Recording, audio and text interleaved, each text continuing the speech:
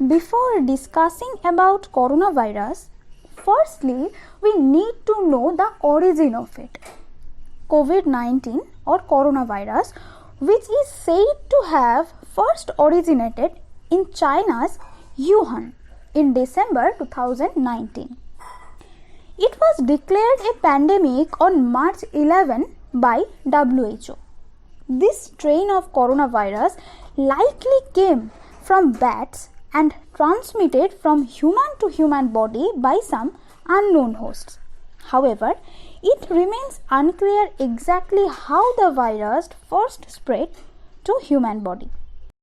The COVID-19 outbreak came to light on 31st December 2019 when China informed the World Health Organization of a cluster of cases of pneumonia for an unknown cause in Wuhan City, Hubei province.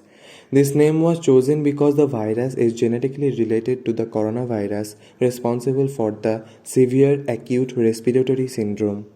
According to the report of CDC, the COVID-19 virus is rapidly changing its strain due to genetic mutation. Due to various types of changes in spike protein code, there are found mainly 4 different strains of it, and they are namely alpha strain, beta strain, gamma strain, and delta strain. So far, 4 most common strains have been identified: alpha, beta, gamma, and delta, in which the delta strain is supposed to be the most contagious one. Dr. Fauci have said that it would cause severe threat as it's 60% more contagious than the previous strain, and it will cause severe threats to non-vaccinated as well as the vaccinated ones. The virus uses a special surface of glycoprotein called spike to connect to the ACE2 receptor and enter the host cell. Whether SARS-CoV-2 is able to invade the nervous system remains unknown. However, it is clear that many people with COVID-19 exhibit neurological or mental health issues. The lungs are the organs most affected by COVID-19 because the virus accesses host cells via the receptor for the enzyme angiotensin converting enzyme 2, which is most abundant on the surface of type 2 alveolar cell of the lungs. India reported its first case of COVID-19 in the last week of January 2020. And scientists have been on the research treadmill ever since, and they were focused on the evolution of the fast spreading disease. The first case of novel coronavirus was reported in India. Debashree Chakraborty and his team at New Delhi's CSIR Institute of Genomics and Integrative Biology were working on a CRISPR-based COVID-19 test as a cheaper, faster and simpler alternative to the standard RT-PCR diagnosis.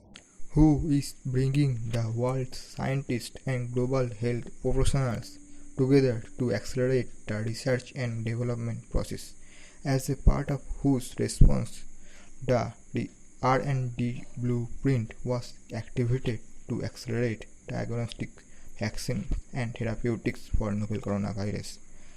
Apart from this, many institutes like CDC America, Bharat Biotech India, ICMR India and AstraZeneca UK around the world are conducting the research on nature precaution of COVID-19. According to a study conducted by researchers in China and published in the journal National Science Review titled On the Origin and Continuing Evolution of SARS-CoV-2, earlier the novel coronavirus had emerged with amino acids of S type which mutated in L type.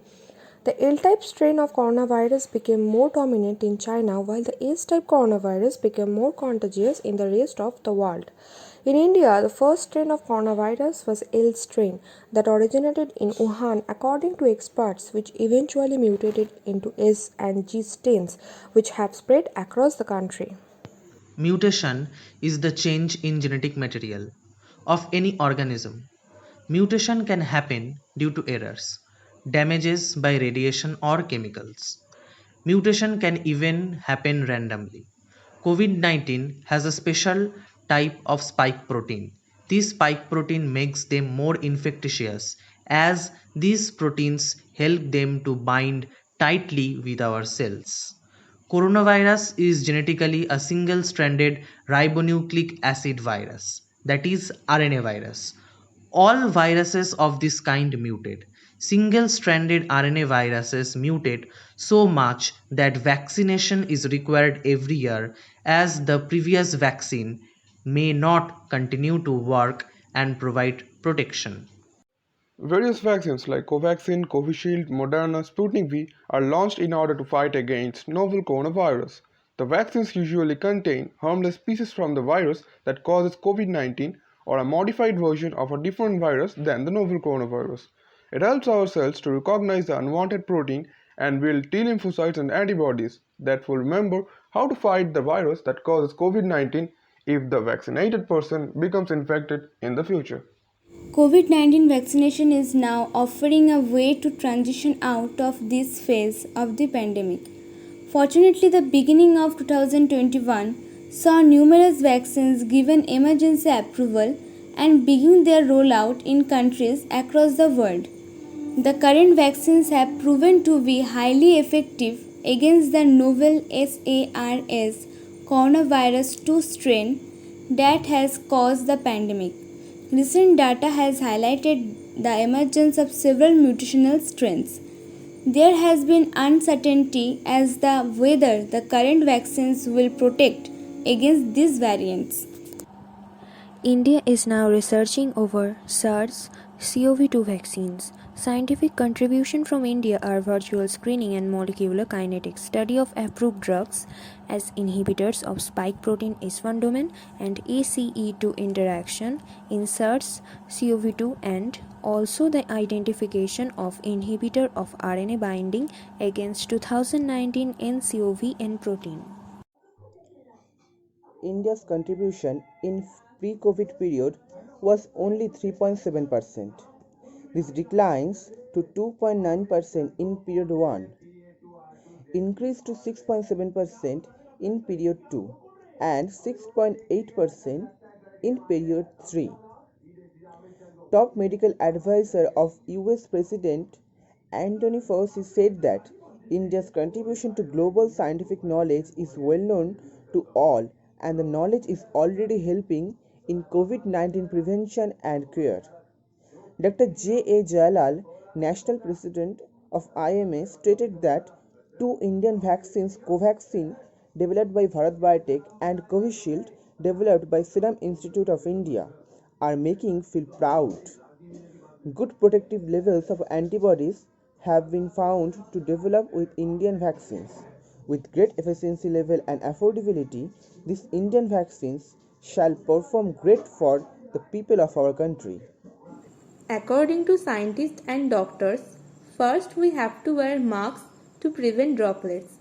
In current evidence, COVID-19 virus is primarily transmitted between people through respiratory droplets, which are less than 5 to 10 micrometer and contain the virus.